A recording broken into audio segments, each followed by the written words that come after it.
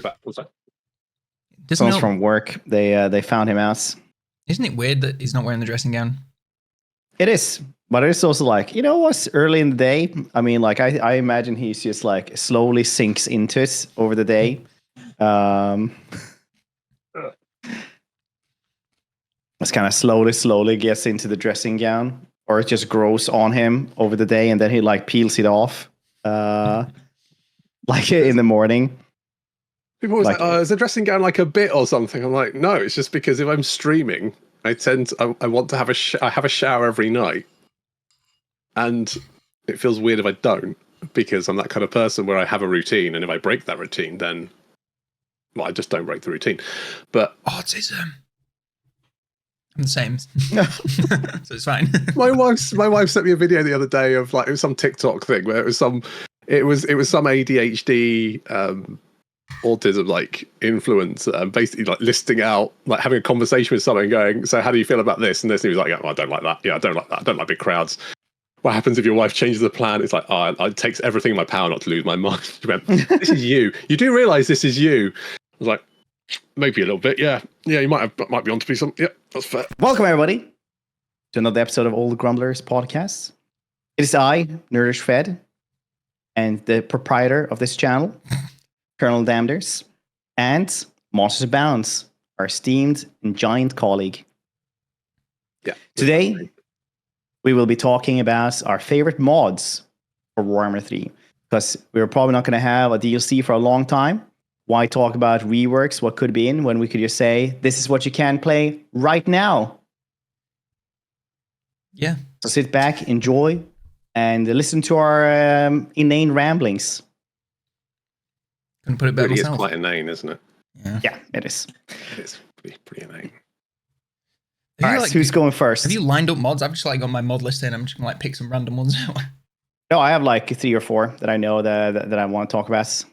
My entire job is just rambling for 8 hours a day. So I'm like, if someone's like, pick a topic, go. I'm like, yep. Yeah, one that I hate small drinking glasses, and I'm going to tell you why. That's fair. One that I've covered very recently is expanded roster, and it kind of like it's almost like a preview of DLCs because of how like accurate the units are to like their balance and stuff. They're very well balanced. The colossal squig is there. I also got a comment saying the colossal squig is ridiculous. It doesn't work that way. I was like, it's literally in the law. It's a squig. It's big. We talked about this. Yeah, it's just I think there was like 96 new units across all the mods for however many different factions. It's really impressive.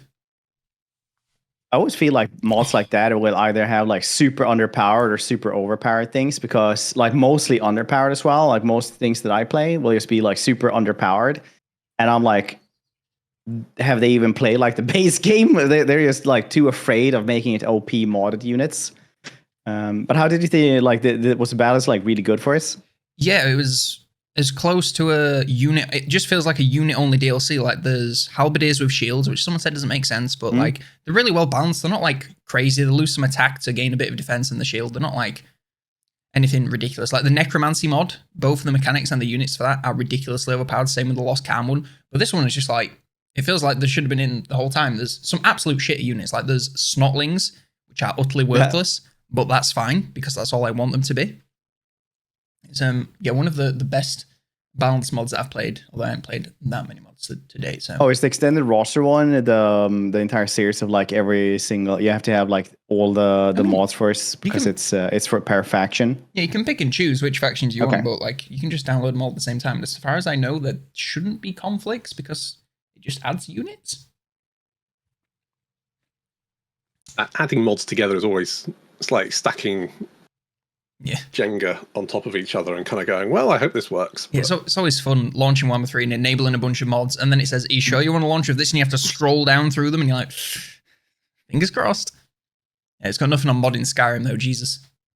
No, because when you said halberds with shields, I was kind of like, I've heard that people have gone, you can't have that, that's insane. But I was like, I'm fairly sure in like the tabletop game, you could have halberds with shields, you can. Yeah. The other thing is, like, if you go to the any of the pages, people ask, "Oh, well, can we have this unit?" And the mod author will go, "Let me check if it's in the army book first." Like this guy cares about the law, which I don't. But I appreciate that he does, and that it keeps things balanced and realistic rather than it just being stupid. But yeah, big like squigs, armored squigs. I'm trying to think of some more exciting ones. That's it. I can't think of anything else. It's been a minute. Yeah, the Chaos Dwarves get a ridiculous amount. It makes them like even more overpowered than they already are, which is kind of hilarious. I mean, as long as it's fun, that's the point of it, right? That's the main thing, isn't it? I feel like people saying, "Oh, you've got mods to make the game easier." Not really. That's not the intention. Just make the game more fun, and it absolutely does do that. And without breaking the balance of the game, I feel like I should have probably written some notes on this, but I'm just kind of winging it. Fine, it's fine. Just wing it. That's what I'm going to do. Yeah. Super professional podcasts. I never said I was professional. I've never said that. No, that's true. Actually, I'm not gonna put that evil on you there, Ricky Bobby. The other thing that I want to say about the units is like some mod units. Like I've been playing with the OVN Grudgebringers, and like all of their units are basically like reskins of other units, which is kind of the point. But it just makes it seem like, well, you know, it's not particularly interesting because you know pretty much how they're going to perform, give or take some stats. But with this, it's like they fit into the lore, but they don't just feel like reskins or like just other versions. It feels like new units, which is like I don't know, it's just really cool how they've managed to make that balance without making them really overpowered. It's really cool when modders manage to take something and they like reskin it or like put a new texture on it and just use a skeleton from something else with like kind of the same with some other attack animation. It makes it completely alien to like the base game. I really, really like this because the mod I'm going to talk about first definitely does that like quite a bit. But do you have anything else you want to mention about the rosters? They're nice and big. Norse get some attention. What is that to complain about? That's nice. They need that. Bad Norska makes me so sad just thinking about him. They did say in the little. This is what we in the roadmap. It wasn't really a roadmap, was it? It was like a what we're planning. But they did say that they do want to get around to Norska. Yeah, so that was nice. What was it? Norska Vampire Counts and Lissaman, they said. So that's good. That's very good. Did they mean like between the like now and the next DLC? They're going to come I think they meant just we haven't forgotten about them, even though they've not gotten updates since 2017. Sounds a bit like you forgot about them, guys. Yeah, I mean, like I don't think they ever forgot about them. I just think that they haven't had reason enough to go back to them. But now when they went into oh shit mode, then after the shadow changed, they're like, well, what do people actually want then? And they're like, Norsa? No, Jeremy, that's Norska. Oh really? They're in the game? Jesus Christ. Who are they again? Together with this Skulk character? Oh, do you mean Skrulk? Yeah, what does that do? What's that? It is so sad to like just like, oh my god, look at all these new units for the Empire for their like third DLC or whatever it is, and it's just fucking Norsk like, I'm starving, please. Norsk, to be fair though, has like a cool roster, but like dang, their campaign is just so awful on so many ways. Somebody even came in like yesterday was like, hey, is this common? Like the monster hunt doesn't want to continue. I'm not getting the next prompt. It's like, that's fine. It's just been like out for like Immortal Empires have been out for like soon 2 years. I'm sure it's going to be fixed soon. Yeah. I'm sure people play Norska and it's going to be fixed at some point. Those ain't worked since Warhammer 1.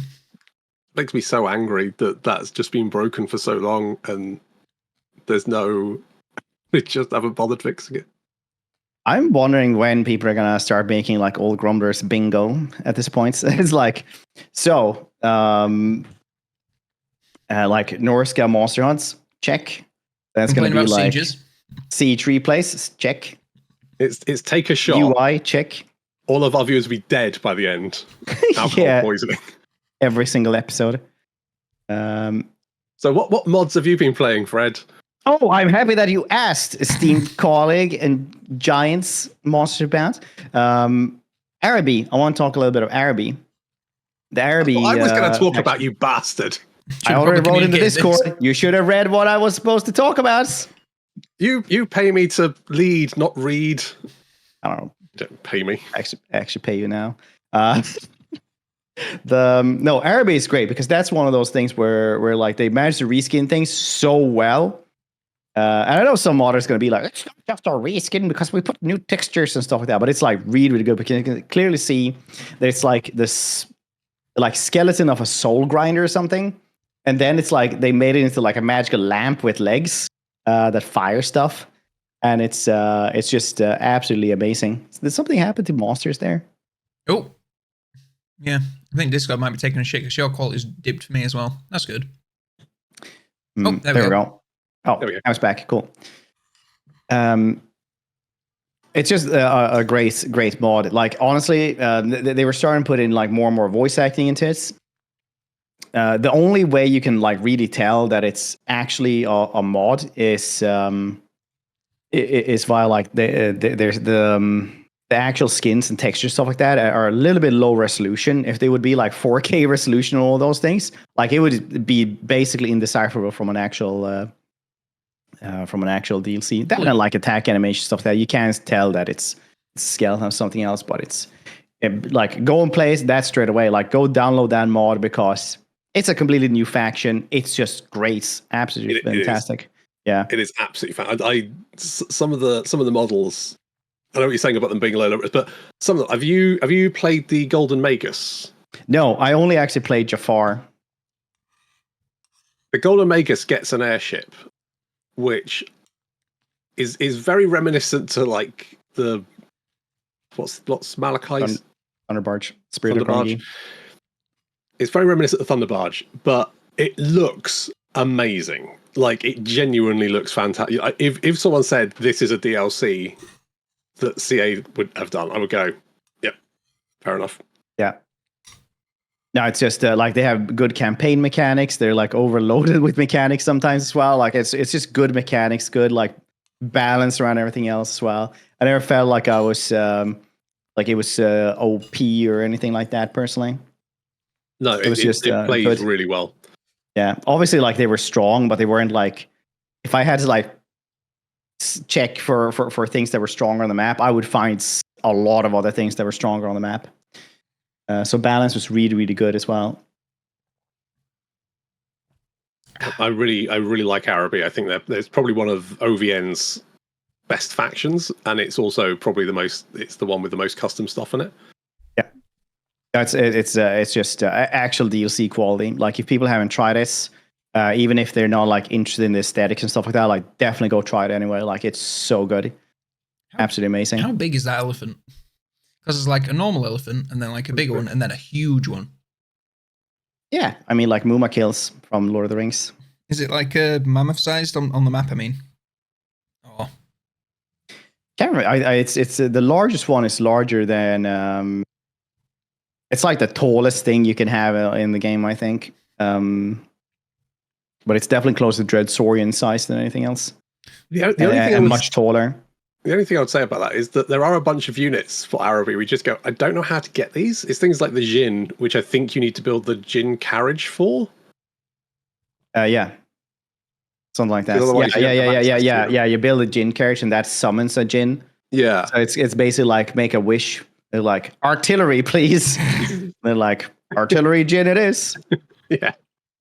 And the Jinns were also like clearly one of them was like way better than the rest and stuff like that. But I mean, if you check normal factions, vanilla factions, that's the same thing there as well.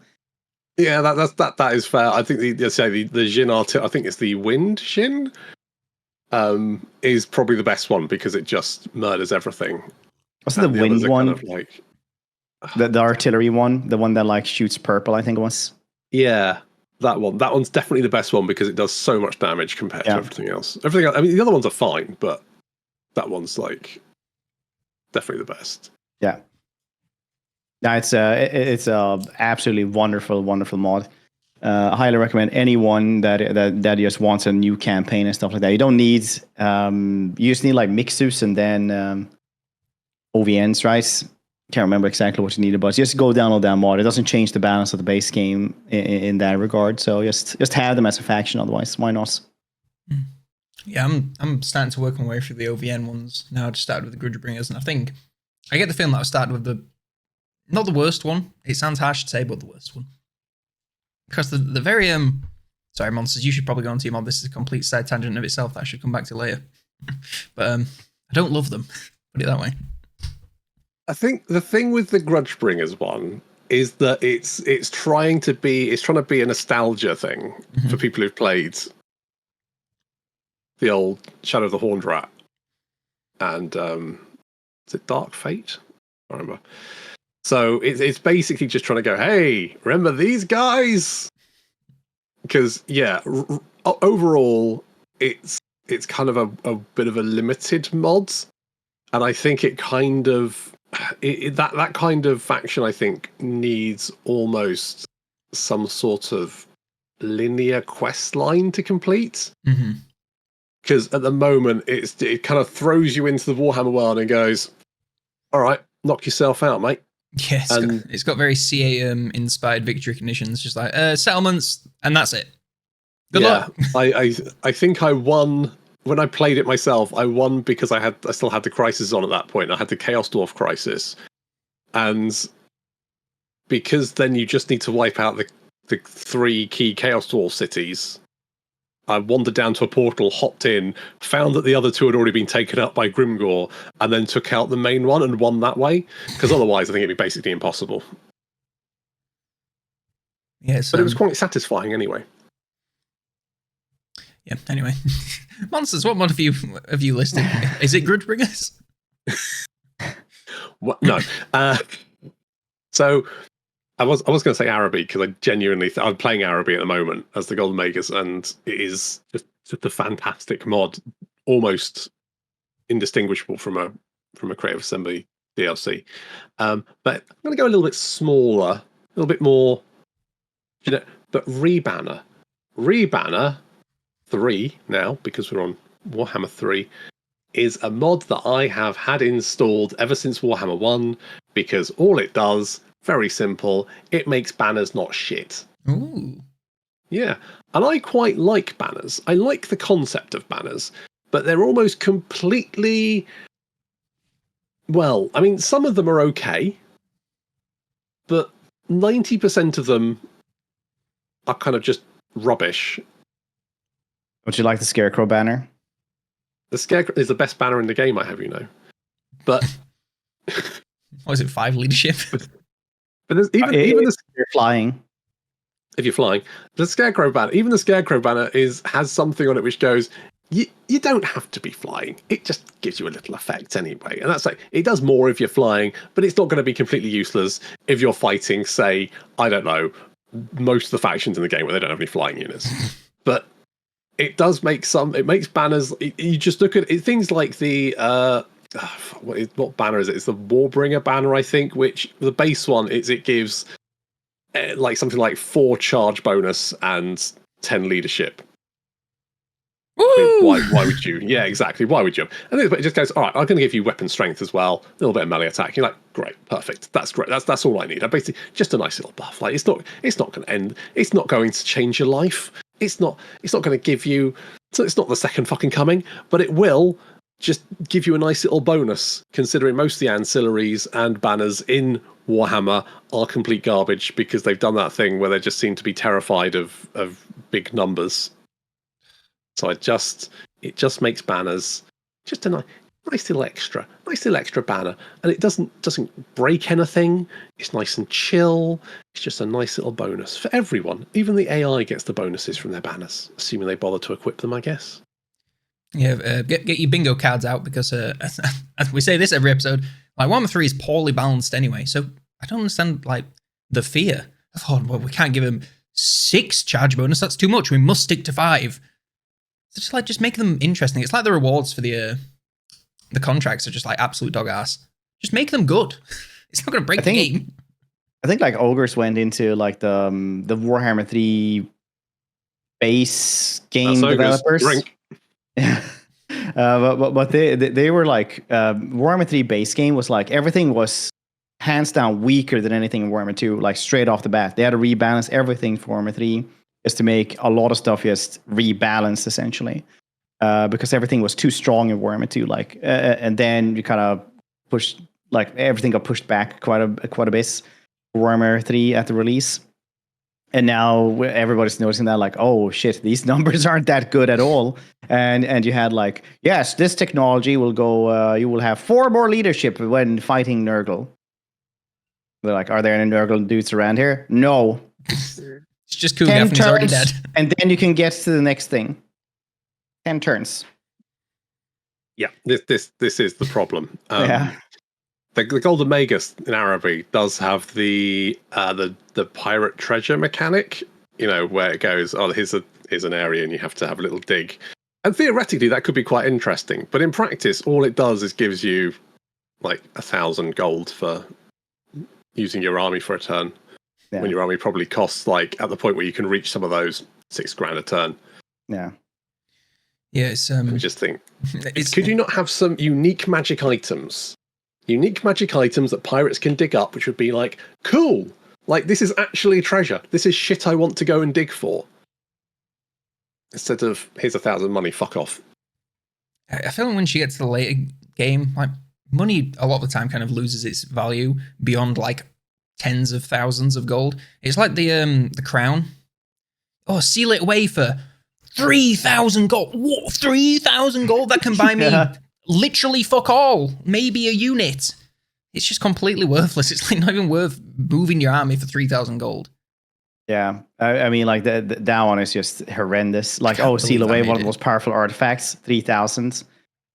Like, okay, is it 3,000 like 2,500 or something? It's like it's not much at all. On the other hand, I often do that because I don't want everyone around me to declare war on me because that's worse. Yeah, I mean, like, if we're gonna be real, like, if you're actually metagaming and playing like the most optimal way, Sword of Cain, the crown isn't always going to be like the thing. Obviously, if you're playing like an evil faction, no one likes you. Go for those because, like, no, what are they gonna do? Declare war on you even more? Like, but now then you can go for them like beastmen, obviously, like vampires, anyone that is really like evil. I believe this besmirching of the good name of the vampires. Calling them so really evil. Oh yeah, everybody loves vampires. You're like, neighbors, and they're like, straight away. It's so sad playing as Vlad and Isabella sometimes. Just like, right, I finished my starting war, and now, woo, just a torrent of gunpowder. Yeah. Oh, and I can't do anything about it, so my units are slow and dead. Oh man, I've been talking about that so much, like playing as any other vampires than fighting Ungrim. If you don't fight him early enough and have to fight those goddamn Doom Seekers, you really notice that like vampires have not had an update for a very long goddamn time. It's so sad. I was thinking about this. I did a Every Faction Explained. I was like, for the Vampire Counts roster, what do I say? Like, they technically are rush, but most of their units aren't particularly fast. They haven't got a lot of like missile defense, so they just get picked apart. They have healing, but fuck are you gonna do about healing when you've got 6 leadership and all your units are disintegrating? They're just awful. They need so much rework. Slayers are generally just better vampire hordes because the Slayers will counter almost anything in like the vampire roster, either like being really good anti-infantry or anti-large, but they don't crumble and they're still unbreakable. So they just fight to the very last. Like they're awful. Like obviously you could win. It's not like you're gonna die every single turn, but like, dang, it's rough, man. It's every time I fought them, I had to fight in late game, and that's just like, oh yeah, let's use our terror goose, and they just like angle the heat-seeking goblin hewer, just murderous. I'm surprised it's not an undead rework.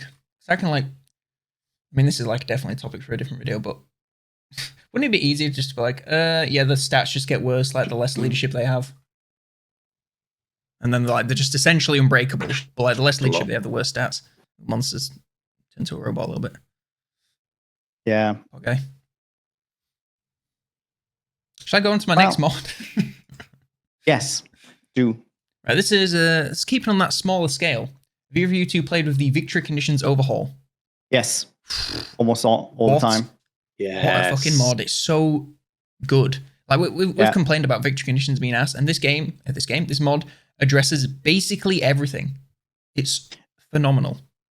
How much does it actually update nowadays? Because I thought it was like update, like there's just some other dude I think that took over the mod, just updates it for like the different like game updates, but they don't actually put in more victory conditions, or do they now? I think it was about 70% of the roster when I used it, so I'm not sure if that's more or less. It definitely seems to be a lot more than when I last. I've tried it in the last couple of months, and there definitely seems to be more than the previous time I tried it. It says it's 74. There's 71 of 95 factions currently supported. 95 That's factions, good. Jesus Christ. They are so much better. Some of them are way too easy, but like because you can get like the Norska victory conditions by just owning the coastline and like a bunch of Norska, which you can do in like 25 turns. Damn, even in the mods, not to get shafted. I don't mind that. I don't mind if they kind of go, here's the stepping stone, right? You complete one after the other. I'm kind of like, that's fine. Yeah, I quite like that. Right. But because normal Norska is like play for 100 turns, stabilize, then start doing the god stuff. Yeah.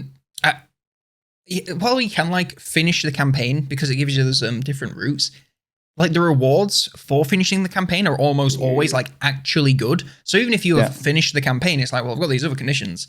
I've got this cool new effect that I kind of want to try out. I'll just play a bit more. And then you do the next one, you get a new cool condition. Then you're like, oh, well, I might as well finish it now. It gives you so much more incentive to continue playing after finishing the campaign. Because the one in vanilla for almost every faction is like plus hero recruit rank. And then for the long victory, you get like plus hero recruitment, plus hero capacity. Whoa! Or I could like build a single building. Dark Elves had for like a year or something like that. They had for a short victory like a +2 global recruitment or something. They can't even global recruits. Like they don't even have that. They're fucking Black Axe. What the fuck are they going to use that for?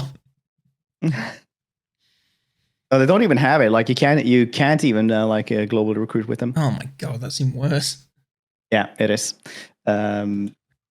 But yeah, that mod is actually great. It is what you said there reminded me of Thrones of Britannia, which actually had like the best victory conditions of any total war, because they had like economical, conquest, and something else that you can have. So you could do like one minor victory, and then you could have like the big victory for one thing, and then you could have ultimate victory, which is like all 3 victories for the biggest one. Things like that was really, really cool. I don't remember. I don't think you got any bonuses for it though, but it was a cool thing to work towards. It's just nice having multiple options of what you can do rather than like, right, so you need to fight. Like most factions, it's like, right, win your starting war, which might as well be like, here comes the airplane for this victory condition, because if you fail your starting war, like, come on now. And it also like has like a little bit of flavor text. It's like, oh, Carl is sick of this. Who is it? The Marienburg. They've seceded from the Empire, European Union. They've exited, and now we need to get them back. And also, Vlad is at it again. And then the chaos coming down. You got to stop them. You got to talk to all the people and unite them, like in the Immortal Empires trailer. It's great. Yeah, can't recommend that enough to literally everyone just have it on at all times. It makes every campaign better. Well, every campaign that's enabled for. No downsides. Clean. I'm done. In that case, I'm going to talk about a not so small mod, which is SFO, which I've been playing with a lot. It's made by Venris, and it's I really like that Overhaul mod. In previous games, it's always been like some campaigns are easier, some are harder. Like it's just a different balance. But now they have Heracles AI Overhaul as well, and it's like it's just straight up harder now. It's just like different balancing. A lot of stuff gets really cool. Like vampires are great. I never played Empire without SFO before the last DLC. The last DLC made it like way better for Empire. Like before that, it is like SFO just made it better. And I mean, that if you're getting a little bit bored with the game, or you're thinking like it's a little bit too easy, or like you want to spice it up or something like that, then like go and check it out. The baseline of the game, of the Overhaul, is basically that lore-wise stuff is supposed to be more powerful and more dangerous and more rare. So you do have unit caps on anything that is like mid game, basically mid game and upwards.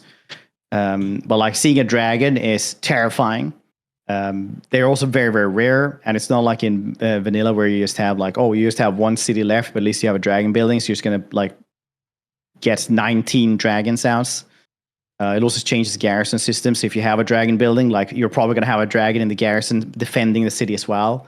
Because in vanilla, that's just annoying as heck. Like somebody, oh yeah, we train all the dragons here, like they sleep here in the dragon roost. No, they would never help in the city defense. No. And everything's gonna burn down, and then they're gonna, I don't know, move out or something. It's like worse than the old horde system for beastmen. I used to laugh so much about that, where they were like, "Oh yeah, we have a fire pit here." It's like, "Oh no, the horde was destroyed. The fire pit is gone, and all the minotaurs went into the woods again." So I used to imagine like some empire soldiers going like, "Yeah," just kicking it basically, and then he's like, "Well, the minotaurs left." That's just what happens. Yeah, but mind you, don't the beastmen build like labyrinths and stuff? You're thinking, are you going to move that every time? That seems like a lot of work. I think that's more like a King of Minos thing, to build a labyrinth. I don't know if the Minotaurs want to build that. I think it was like just the king that did that. Yeah, but you've built, so you've got a horde encampment. You've built a labyrinth, right? Which is a massive fucking maze. Oh yeah, that's like, right. That was a building. We're going to move 30 meters over there, boys. Back it up. Back it up. Get it? God, the beastmen don't get enough credit. They are some serious engineers.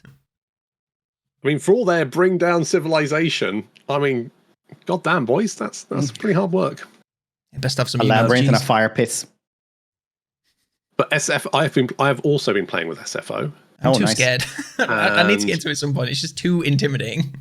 It does. I mean, there are some things I don't like about it, but I think overall it ticks a lot of the boxes that I think are things that Total War should be doing.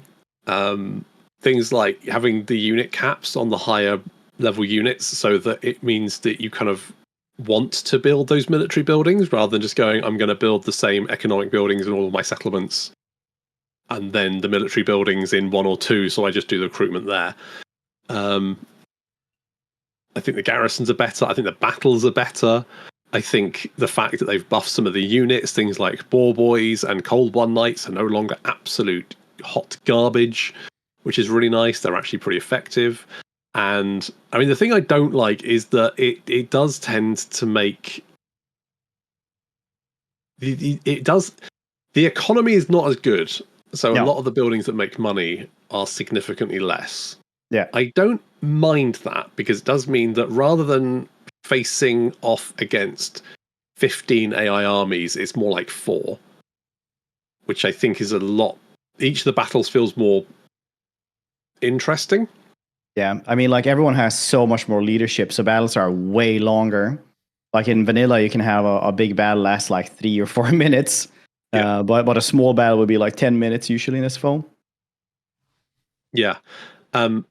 But the thing I don't like about the economy thing is that there's still a bunch. They haven't really tweaked the economy beyond just making the buildings produce less money, which means you sometimes get the buildings that give percentage increases.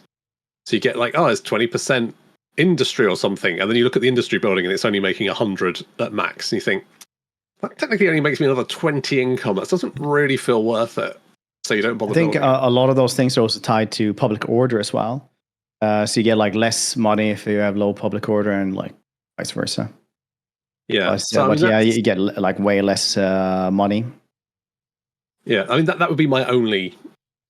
That'd be my only complaint, really. Other than that, I think overall SFO does a huge number of really, really smart and good changes, and it's also there's loads of options there that you can tweak as well, which is nice. Oh yeah, there's tons of stuff.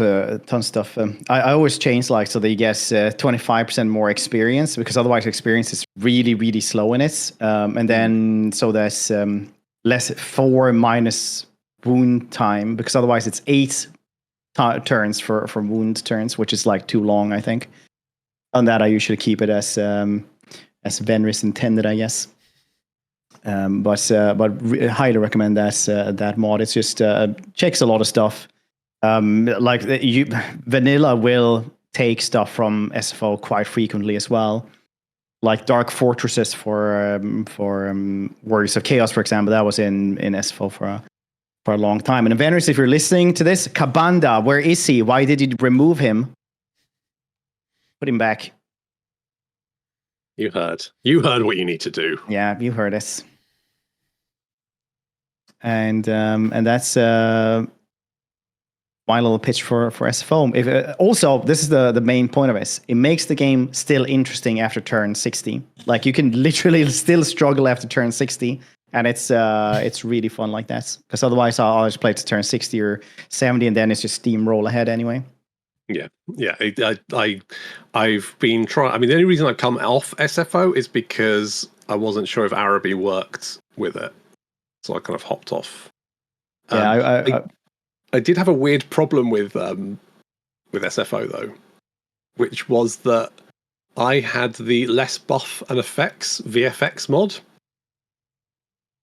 and I was playing a Vlad's SFO campaign, and Ungrim declared war on me, and I thought, fine, he's got a few Slayers, no problem. I'm gonna, he's got Ungrim, he's got Gargrim with him, he's got a bunch of Slayer pirates.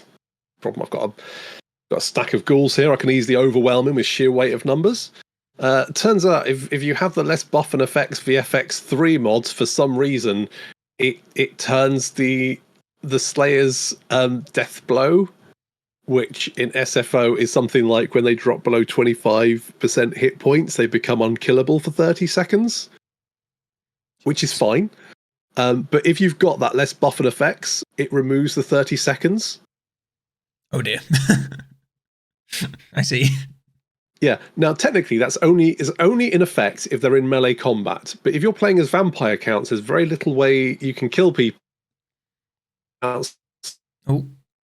Oh, he became a robot again. I mean, clearly it's him on Sylvanian crossbows. Yes.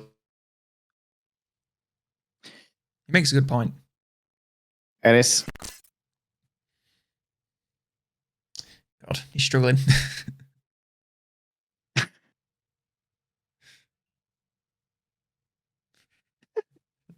Just like the low bit rate figure, just like.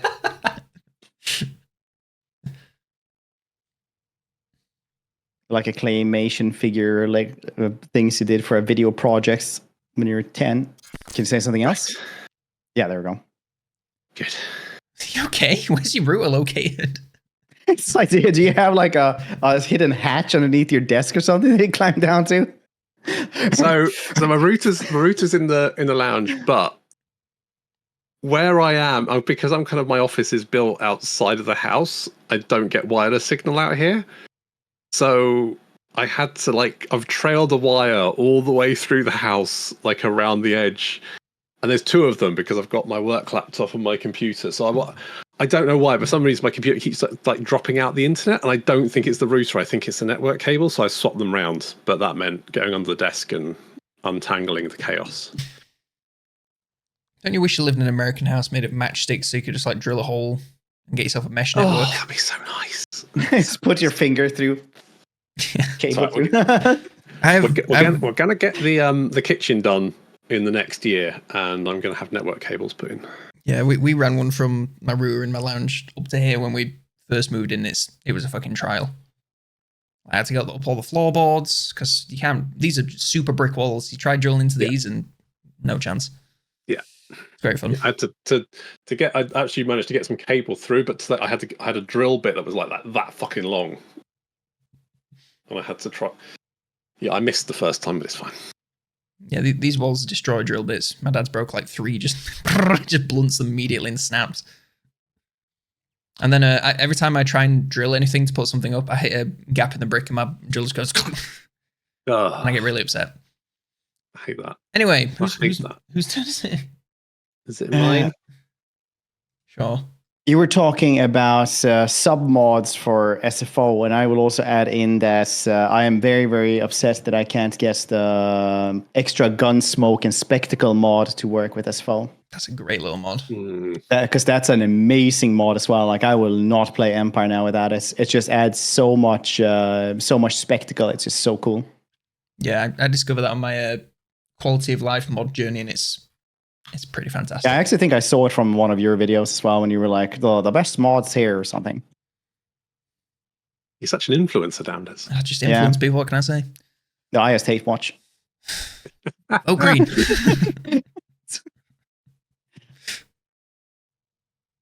Watch 20% of the video and then just call him a prick in the comments. I mean, that's what most people do. I always love it when like someone will comment like, why haven't you explained this? And it's like, if you watch longer than 30 seconds, I actually do. So Scott, what I do with my Patreon, right, is I have supporter campaigns. So I'll put the first episode out for everyone, and then the rest of the campaign gets put behind a paywall until it's finished, and then it starts coming out, right? Like a good drug dealer or a bad drug dealer, I guess, because you wouldn't give them the first bit and then go, you're going to pay me, and then they say no, and you go, all right, once everyone else is high, I'll give you some drugs. That's not how that works. But ignore that analogy. It's fine. Anyway, the point is that I always say at the beginning of the campaign, this is a supporter campaign. It's going to be behind. Like, so if you want to join, that's fine. But if you don't want to, and every fucking time there's like 5 comments in the video going, "Where's the rest of the campaign?" I'm like, fuck me. Do you just not listen? No. Do you not fucking listen? I said this in the last. I said, do you not fucking listen? And some people went, well, I only actually watch the battles, so I don't watch the first bit. I mean, I mainly get my YouTube stuff from like YouTube comments from this podcast, where I just go and read like the comments here. And I will have to say that YouTube comments has to be like the worst communication on the planet. Like, Jesus Christ, it gives me like, my heart rate just goes up every time I have to go read those things. Because it's like, I explained that. Why didn't you listen? And it's like, well, you know what? And it's always like, actually, Nerd was wrong about this lore bits. And it's like, no, I got that.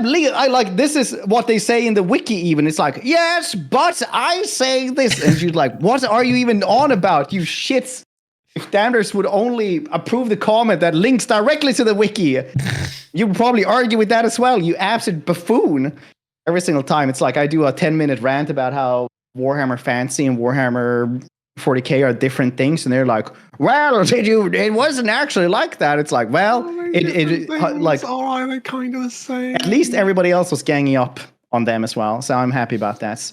But everybody should know that, like, it's literally like just reading from this podcast, it literally like made my lifespan 10 years shorter or something like that. I don't know how you guys do it. I'm just like looking at my held to review comments. I was like, oh, it's like because all links get held to review because it's normally a porn link. Let's be honest. I've just like found this thread of comments. Glad to see your videos getting very few views. You're a horrible bully that deserves to fail. What did I do? I recommend people don't bother with your channel because you're a horrible bully that deserves to fail. Apparently you can't edit a video properly either. I mean, that's true. Like, buddy, Brian, if you're watching, what did I do? You know when I said at the start, I was going to say Araby, and he went, well, but I put it on the Discord. Why didn't you read it? And my response was, that's because I don't read shit. I think that's the difference between Twitch streamers and YouTubers, is that you read all the comments that come through, like you're interactive, and we go, the only shit we can read is our comments, and we ain't going to read that fucking bollocks, so we just don't bother reading. Yeah, I guess like after a year or so, you just like stop reading them because it's like worth it. No, really, like they're going to have some good stuff, but I can miss that. What the fuck? And then someone else, there's a short here where someone's just like, they've added Sega, Warhammer, Creative Assembly, Legend, Okoi, me. That is how you get views. Anyway. Well, you're looking at it. I'm not. Yeah. I'm looking at it in my mentions in my my tab. I'm gonna check out the copyright claim right now. Right. Well, I've got a mod that I want to talk about. Good. And I'm going to drag us back on track. Wow! Look at it. Yeah, look at Mr. Monster here being like in the morning podcast here, actually just keeping on track and moderating. I know there's 2 different monsters, and this is Morning Monster. So one of my major bugbears with Warhammer 3 is the fact that while you can trade settlements, the AI almost never wants to. Yeah. making it ultimately completely futile because the AI value settlements to an absolutely insane degree. To the point where, in my current Araby campaign, and this might be mod related, I don't know, but basically in a desperate attempt to get Yuan Bo not to constantly be up my arse and make me conquer Lustria when I don't want to. I don't want to conquer Lustria, but those fuckers are so desperate to take a pop at me that I might. It's one of those things where I might just have to pacify. I might have to conquer the continent just to get some fucking peace and quiet, so I can go off and do some piratey things. So I said, "Look, you Mary Sue fuck. If I give you this settlement, will you just fuck off?" And he went, "Mate, if you give me that settlement, I will be your vassal." And I went, oh, all right, well, that works then. So I've now got I was strength rank like 8 or something, and he was strength rank 3, and he's now my vassal. I don't know how that works because I gave him a fucking settlement just to shut him up. But how did I get on this tangent? All right, mod. So I will add really quickly though, just to like settlement, because the AI values like military buildings quite a lot, and if they're in their home region or something like that. So if you just build like 3 military buildings into something, you can basically always vassalize them for that. Yeah, which is insane, right? That is completely fucking bonkers. Oh, but don't tell CA, because they will nerf that as well, and then it'll be completely useless. Then we'll never be able to use it for anything. Right. It drives me mad that it's so obviously completely fucked, and they've just done nothing with it. But if you want to buy if you've got like, you know, the capital, and it's a four settlement province, and you've got the capital, you've got 2 others, and they've got a shitty burned out husk of your final settlement, and you go, could I buy that off you? They just go, no, absolutely not. I value this. This has so much value to me. I will never fucking sell it to you over my fucking dead body. So I've got a mod that's called Trade Any Settlement, whereby you can just go, I will give you 8,000 monies if I have that settlement, and they have no choice but to go, okay, sure. Now that might seem like a bit of a shortcut, but considering the fact that I swear I've been in a position where they've literally just they've settled a ruin, right? It's nothing but a ruin. I control the rest of the province, and they will not sell that thing to me for love nor fucking money. And I'm just like, well, the only way I can take it is if I kill you. And I don't really want to have to do that. But apparently it's the only option. So frankly, a mod that goes, you know what, you can buy that burned out husk. Great. So that has saved my sanity. Trade Any Settlement. I was wrestling about that yesterday, because I was playing Cetra and I vassalized Volkmar. And he only had like Antok, which is like the last minor settlement for like the Manfred starts in that province. And I'd taken like Suddenburg in his starting province. And I could not trade him Suddenburg for his place, and I had like tried to get like all the different settlements like in different orders. Like I would give him Bagar, I would give him like 2 plains, I would like try to do that, then I would reload and just try to do that again just to give him that, and he would be like, no, absolutely not. I know I used to live there, but I'm a desert priest now. And it was just like so infuriating. And just to make this even better, because he couldn't get a better place, he renegated on our deal and went to war with me. Motherfucker. The diplomacy in Total War is so bad to drink. It's better still than in Warhammer 2, at least. At least it's that. So is it though? I mean, Confederation's much worse. It is way better than Warhammer 2, but it's like the system is better. Like how you can actually see if something's going to pass or not. But it feels like all the you also have quick requirements deals and bugged. Oh yeah, like Confederations are just, I don't even ever bother. It works. I don't know, 20% of the time it works every time. So I mean, it's way better than it used to be at the very least. But the cities are made because like they've just been fixed all the time because people keep finding exploits for them. So they have to like patch that, even though like 99% of people will never find a way to actually like do that exploits. So they just keep doing that, and we just keep getting like a worse system all the time. Yeah, I don't mind them fixing exploits, but at the same time, if you're going to fix it and make everything worse, maybe just don't fix it. Like, it's not that. I don't think that's the priority. If you had a perfectly balanced, perfect game, then yes, absolutely.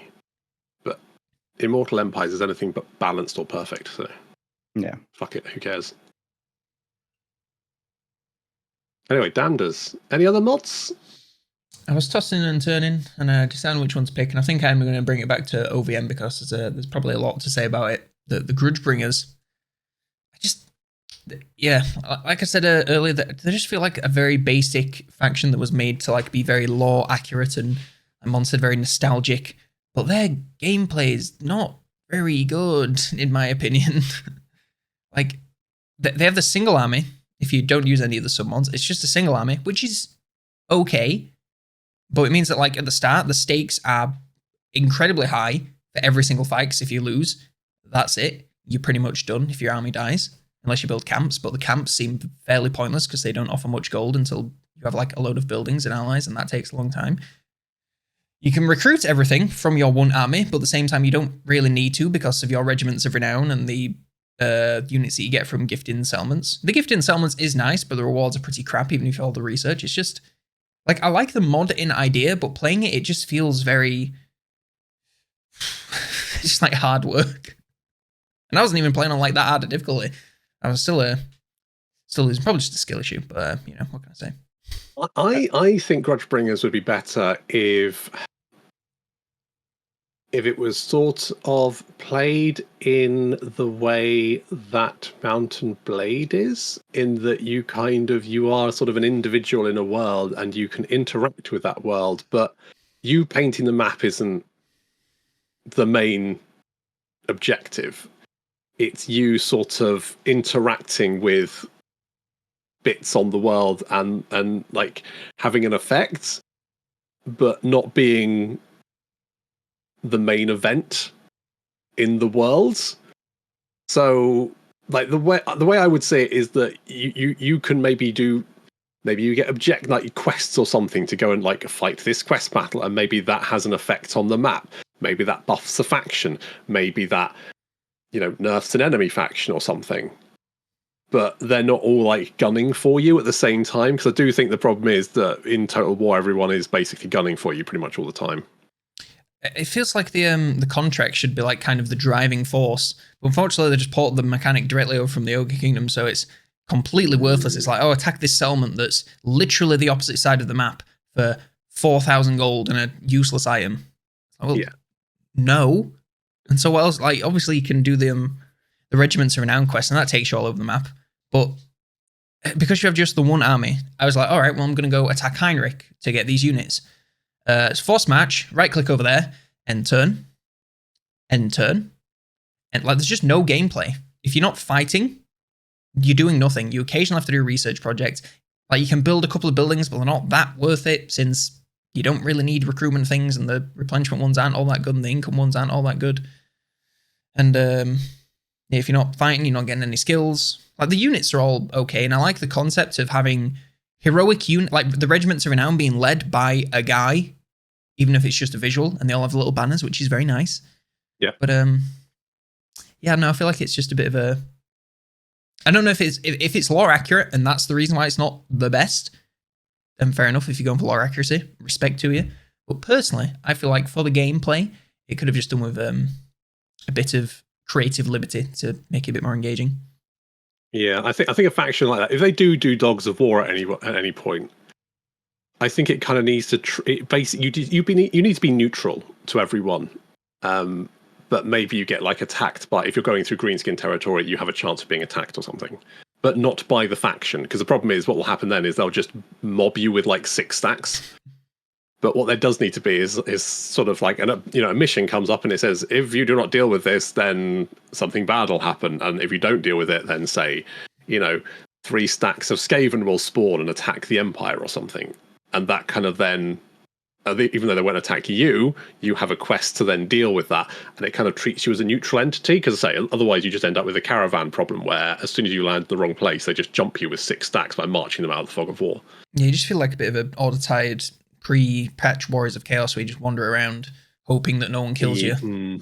Yeah, I mean, I did love the nostalgia. I like seeing the units. I loved seeing Alor, who of course has Amber Spear, which is the best spell in the game. Drink. Fred, anything to add? That's because in Shadow of the Horned Rat, you could spam Amber Spear, and it was a fucking legit spell. You could just like spam it at a unit of clan rats, and it would just stab them one after one. Basically, magic in that game was very broken. I never played any of these, so I was like haven't had much to add to Grudgebringers at all. It's been on my list to try, like a pretty rough campaign, like you guys say. I also hate that like you load into a campaign and it randomly locks like 3 or 4 of the regiments of renown, and the only reason I can see for it is to make it so that you have to play multiple campaigns if you want to use them all, and you can't use them all in one. Why? What? Who cares? Who cares? It might work if the mechanics were a little bit more in depth, but at the current state is sort of like it's not really. It's just like holding back gameplay for literally no reason, and you only have one army. And also, if any of the units die, I don't know if they can be disbanded, but if any of the units die, they're dead permanently. So it's like, well, what if I lose some of my units and I want to get some more regiments around, but I can't because this one's locked for no reason. It just, I don't have a problem with the deaths being permanent for the one army, because it does kind of make sense that they're these guys roaming around and it's like, oh, Dieter Schaefer, whatever his name is, do you want to join us with your great sword? And it's like, yeah, sure. And then he dies, and obviously there's not another one of him in the world, despite legendary characters being wounded, never dying, but I digress. They've got great medical though, that's the problem. They have like post-war NHS is really good. Legit. Yeah, not the. I'm looking forward to trying the other ones. Like you said, Araby, I might knock that off my list because they all look good. But Araby is fantastic. It's literally like I got mine like completely blown away by that mod. Yep, it's great. I think it tells a lot. Like normally when I do a faction guide, and this is for better or worse a faction, I do the campaign and I do the battle, and both would be like decent length videos, like 10 minutes plus. I recorded like all the campaign and all the units, and because I didn't need to say about the units, because I was like, well, this. Let me go down. The Calson's Guard are a unit of swordsmen with better stats. That's just what I said for literally everyone because it's true. I recorded like the entire thing in like 12 minutes for an entire faction. It's a bit too basic, sadly. But it looks cool. Yeah, I feel bad. The OVN mods are really good. Like the Albion one is really, really good. The Famir one's really, really good, and it's got a really interesting legendary lord as well. And the mechanics are good, but. Yeah, Grudgebringers is probably the sort of not as good one. I feel bad shitting on mods because it's like it's people that aren't being paid for it. Like this is still way better than anything that I could ever make. Don't get me wrong. I just think it could be. I think the problem is Grudgebringers was made for those people going, "Oh, I fucking love playing that game when I was a kid." That's basically that mod's for you. Yeah, it's for me. It's for me basically. I enjoyed it, but I do understand the limitations. I mean, like, if a mod or a game is for everybody, then very likely it's for no one, right? Yeah, art should not be for everybody. And it's art. No, but like, I think Miyazaki said that, like, if we made our games easier, then they wouldn't be for anyone. Like, we have them hard as they are for an audience. The Souls games could not be further than being for me, and that's fine. Never want to play one of them in my life. I would destroy everything in my life. No, they're all great, except for Dark Souls 2. I wasn't vibing with that one, but they're all great.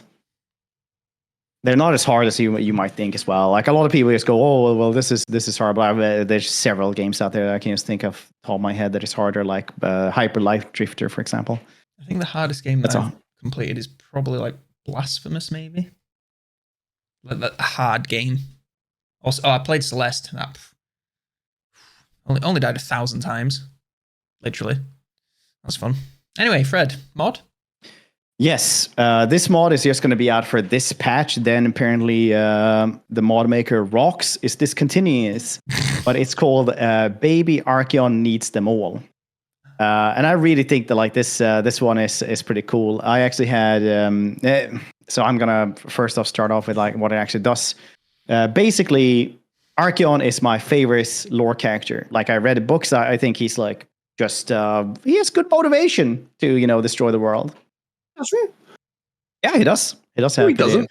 His motivation is literally, well, there was something that said that I was going to destroy the world, so I guess I will now. No, that's just like the meme version of it. Look, so now I have to explain Archaon to you, okay? You have wrought this upon yourself. Drink. Archaon is, old Dietrich von Kastner was a Sigmarite Templar. Not just any like city Templar that would just be like going around temples and shit like that. Like he was a member of the Twin-Tailed Comets, which was people who had to go out into the wild and just root out chaos. And this dude would be like, oh, a war herd, a beastman war herd. And it's like, are you doing anything right now? You want to come and destroy a war herd? And they're like, no, I can't fight. Okay, here, take this crossbow. It'll do great, champ. And that dude dies within seconds. But he like goes out and destroys a war herd by himself, and it's just a literal badass. Before like anything else is, gravely wounded, just like, managed to do that. That's cool. And later on, his order just like comes in and just like says like, oh, you're under arrest, and he's like, why? And doesn't understand why at all. And he prays to Sigmar all the time, is trying to see like what's happening. Like I devoted my entire life to Sigmar. Why doesn't he save me in my hour of need? And things just escalates, and then he tries to break into Altdorf and the Grand Cathedral and to face the Grand Theogenist. At that, I can't remember who that is at the time, but it's definitely not Volkmar. And he basically just goes like, "Why are you trying to do this towards me?" And he's like, "Well, according to this evil book, it says that only the person will be called Archaon, which will be the Everchosen, would come back here. If you would not have been Archaon, you would have run away." He's like, "Dang it!" And then these giant wall cannons, he can see them going on rail tracks, just being aimed at the temple that he's in. And the Theogenist goes like, "I'll take you with me as well, as long as we can stop you." And they just start bombarding everything, and he managed to flee.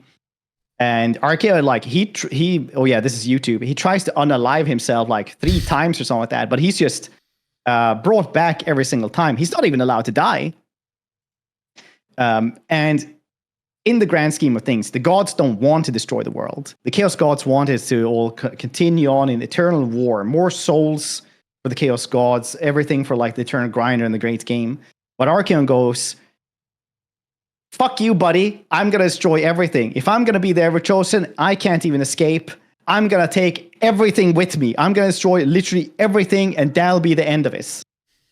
And he goes against literally everyone. He hates the Chaos Gods. He hates every person because everyone betrays him in the end. And he just, does whatever he can, which is destroy the entire goddamn world just to escape it. Little bitch. He is such a good lore character as well. He's I know he has plot armor, but everyone has plot armor. It's like a character-driven narrative. But I really I like Workshop cannot write a big bad to save their life. You haven't even read the books. I've read the Archaon books. He's a whiny little bitch who basically decided to sulk and then flip over the game table. That's the same as a Baden in 40k. He's a whiny little bitch as well. No,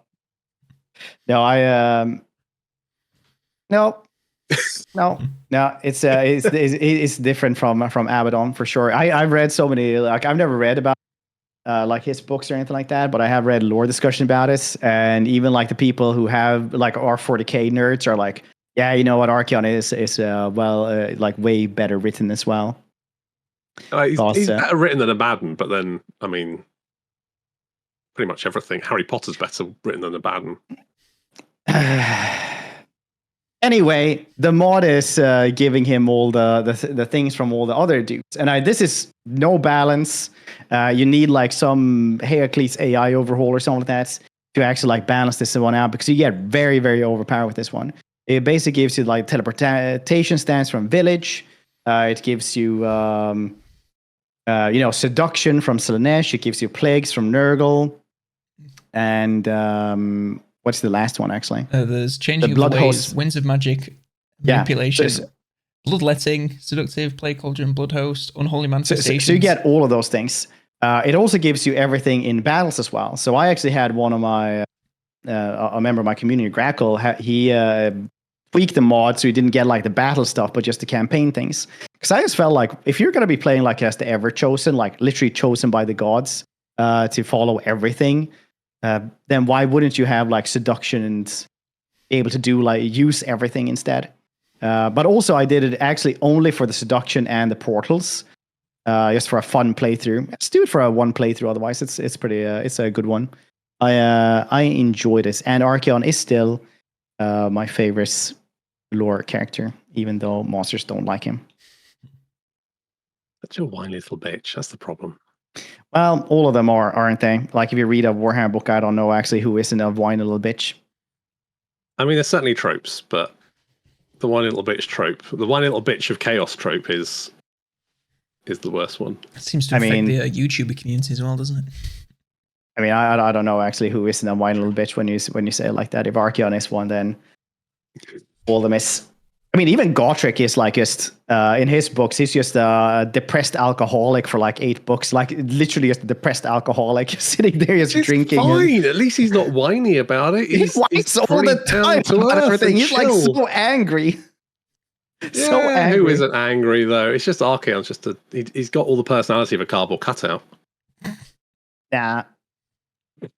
I like it when he becomes a pirate king for several years, just high off his ass, just sailing around in a black ark.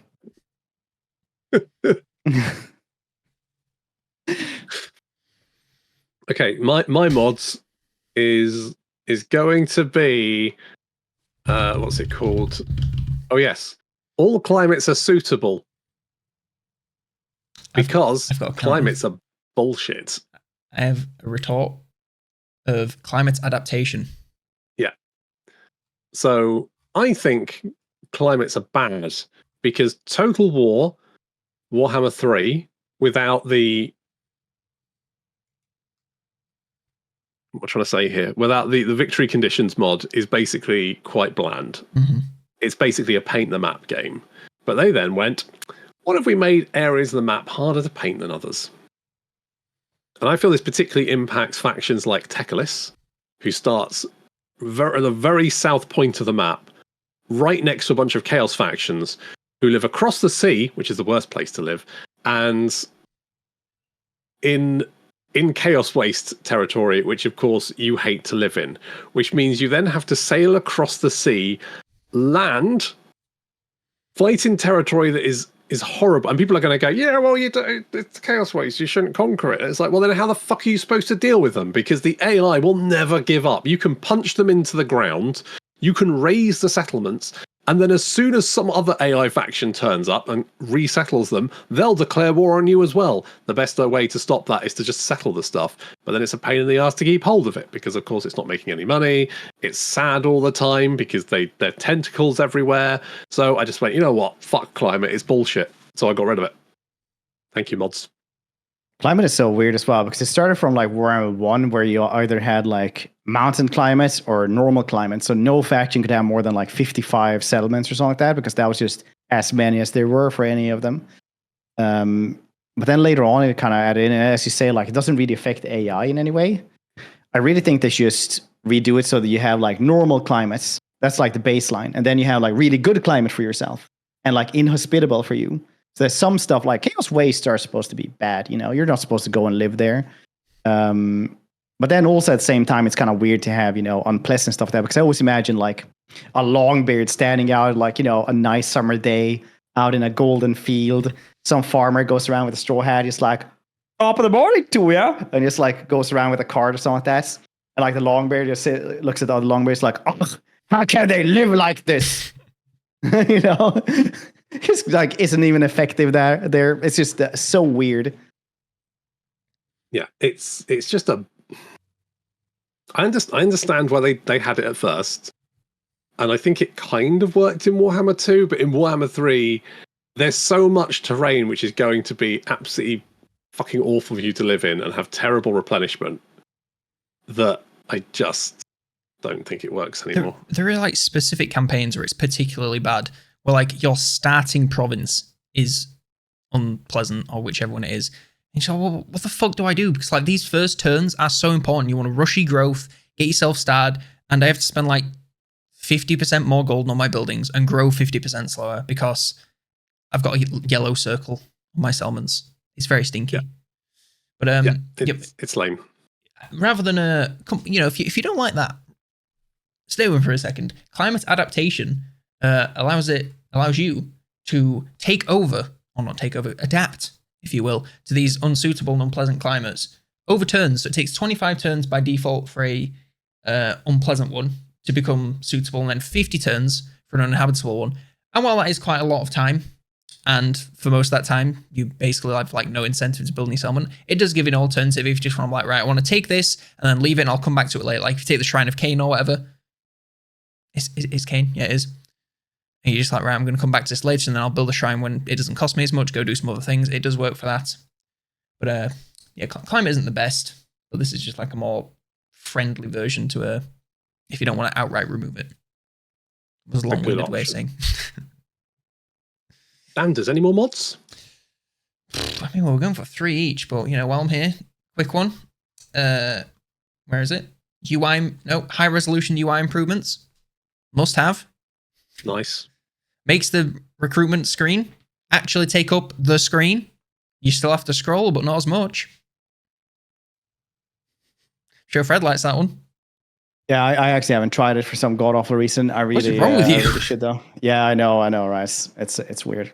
It's literally like your own sole complaint about Warhammer 3. Yeah, well, the UI should. Yeah, I should. I don't know.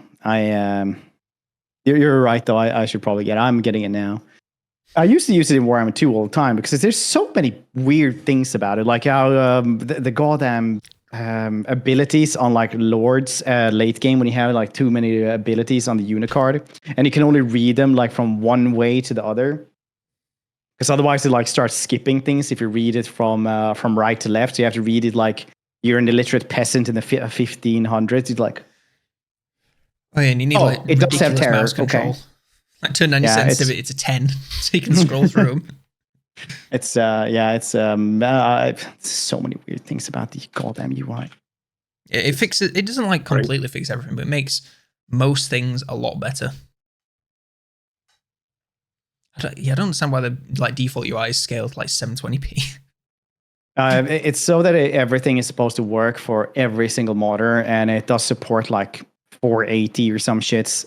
So it's supposed to work on 480. But I don't understand because it doesn't work on 480 either. It's like the same scroll bars and everything like that. Like if you go to Thorgrim, you can see like his quest items, for example, has a scroll bar, and it's like that much. It's like and it's just like it's not even a letter. It's just like a scroll bar for no reason. It's just the shittiest thing in the world, and it's the same thing on every single.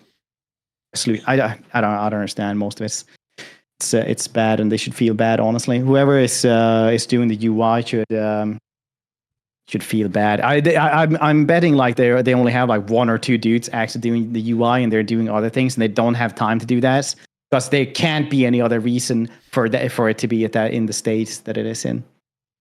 Okay, I'll stop ranting about the UI. I will wrangle myself in. Okay. Is there any of the mods that anyone wants to speak about?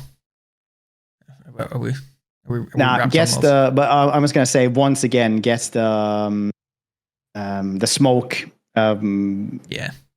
The smoke mod because it's so cool. It looks so goddamn cool.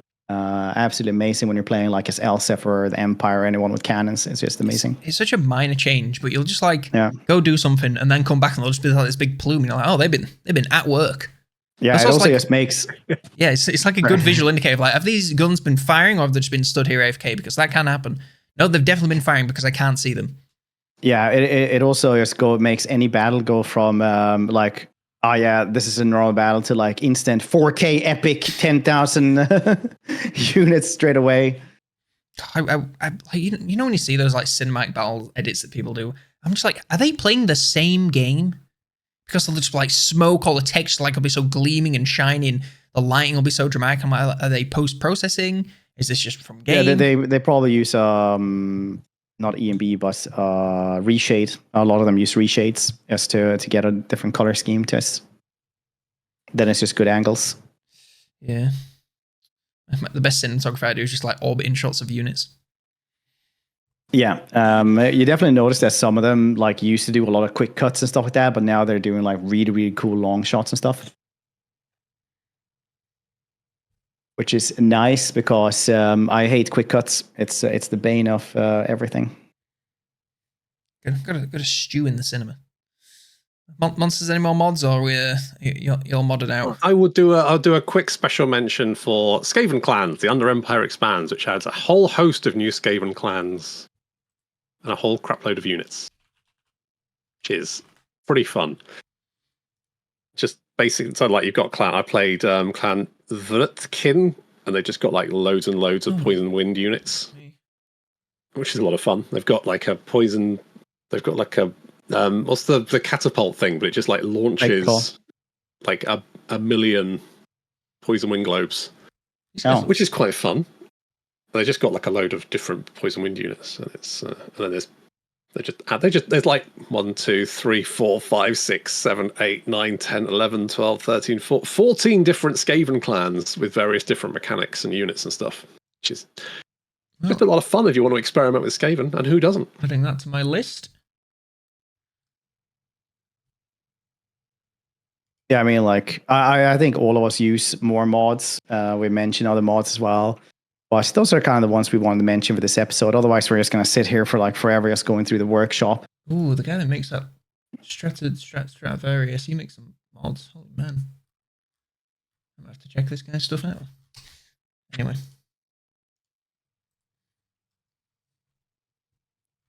Okay.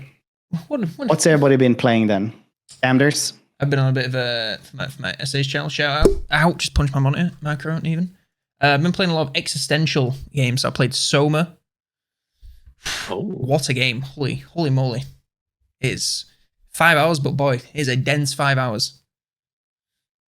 And I played the Swapper immediately after that. I'm also currently playing the I Have No Mouth and I Must Scream point and click adventure. And it is the most... That's really old, isn't it? Oh yeah, it is the most like old game. Like it's one of those where you're meant to just like walk around and randomly click things until something works. So instead, I just like get a guide because I'm playing it not because it's fun, because it isn't really. I'm playing it for the clout, which is more important. So I've just got like a guide of what to do, and then I'm just like clipping the good voice bits. It's cool, but Soma is definitely the highlight. That is like the more I think about it, like the higher a score I give it in my mind. I don't think it's perfect, but it's damn good. Soma is one of those games where even now I think about it and I go, holy shit, that was fucking deep. Yeah, like I keep thinking about it like when I'm laying down to go to bed, and it's not the best thing to think about right before you go to sleep.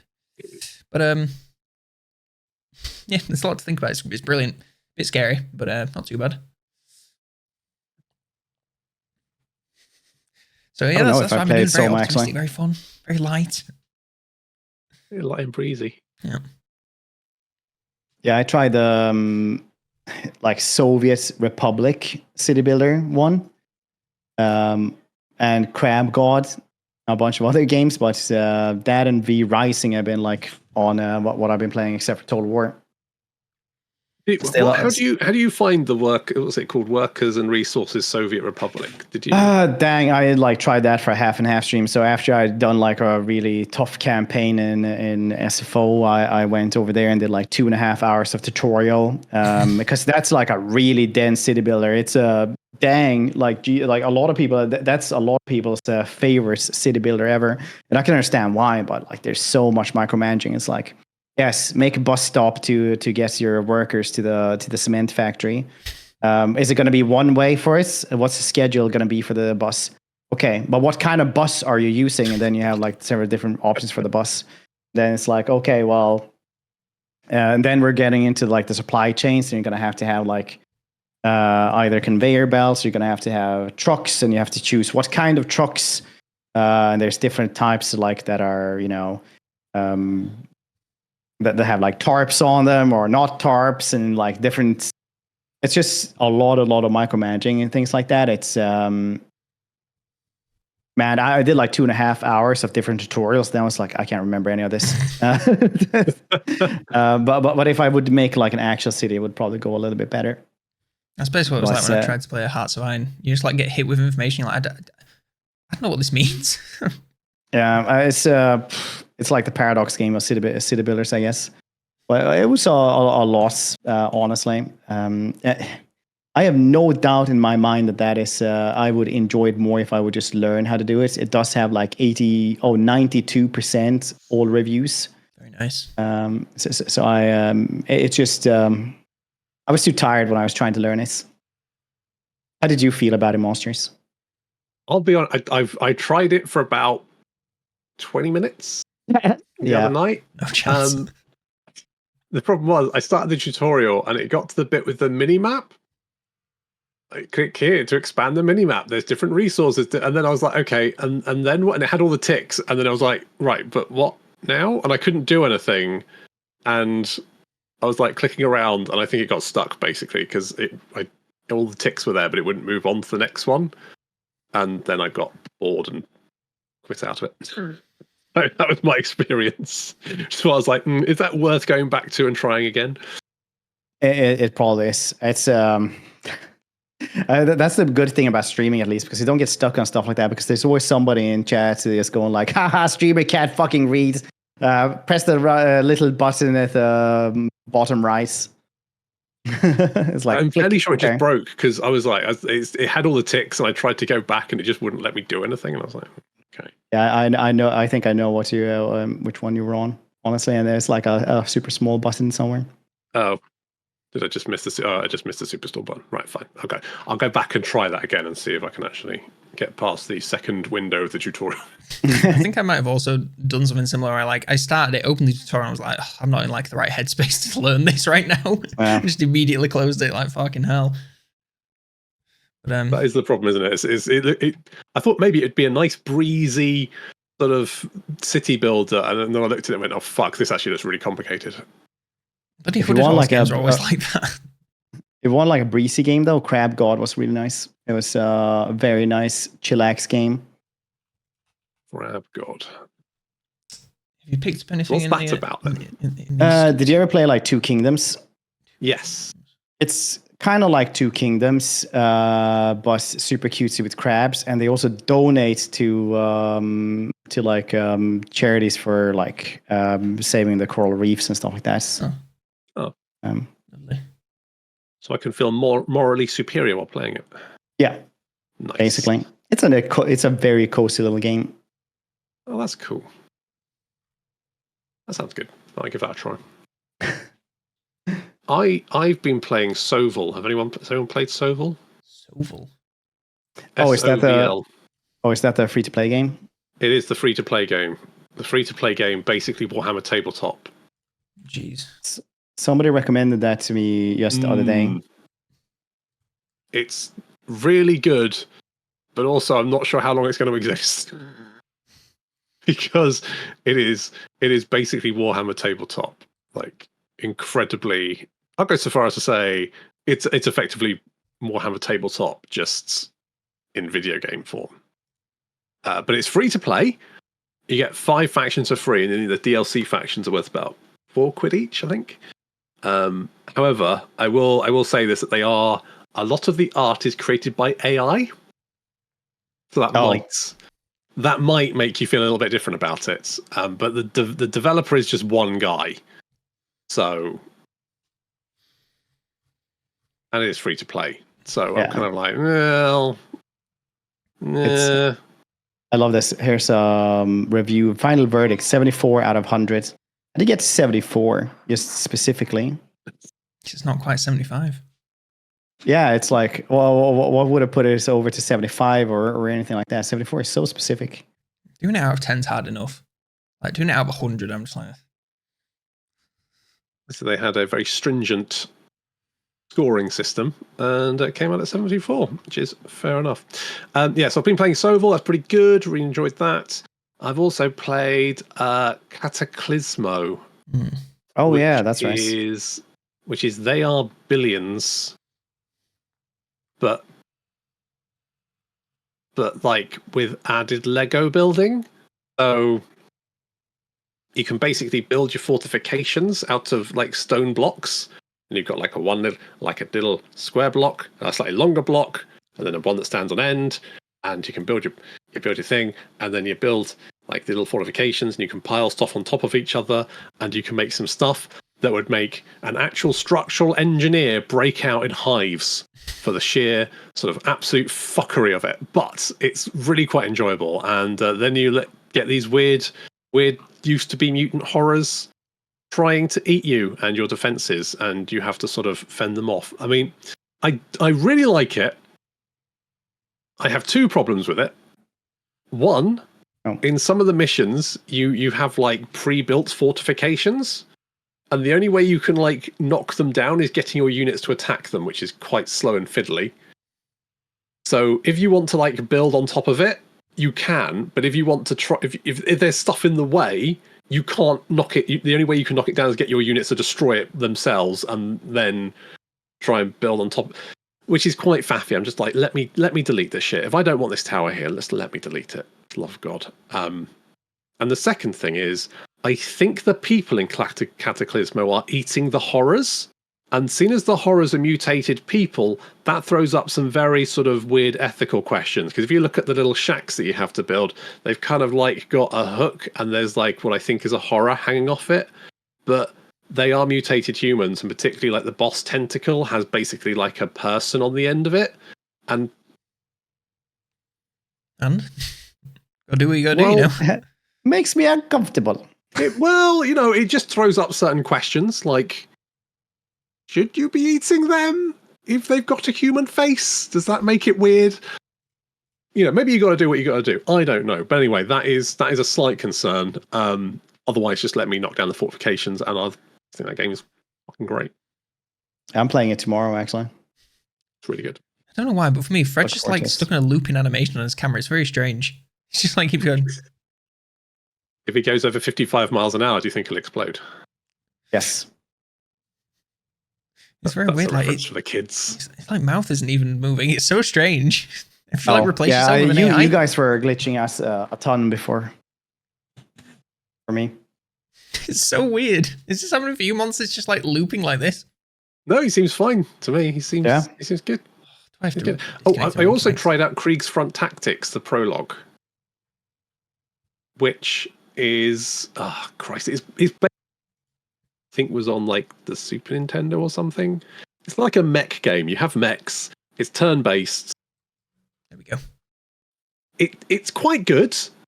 But I played through the prologue and I did what the prologue told me to do, got to the sort of final mission, and then got curb stomped. And I thought, oh, maybe you're supposed to get curb stomped because you're sort of like your main character gets like wasted in a cutscene. I was like, oh shit, maybe we're just supposed to die here. Apparently you're not supposed to die. I just don't know how you'd actually win. So I might have to go back and play that again. But I kind of left it feeling, I feel it's kind of bullshit. But dude, I love games like that when you're, especially like old school games where they're like, yeah, this is everything is easy, and then you're like, bam, turns up the difficulty to 5,000 or something. What game is it based off? It's like based off quite a famous game, but I'd never seen it before in my life. Combat Front or something? I mean, it does also have, it starts off with you like fighting these separatists in a jungle, and it does have that feeling of, are we the baddies? It turns out, yeah, we are the baddies. Welcome to all of British history. Yeah, it kind of feels like comfy, feels like home.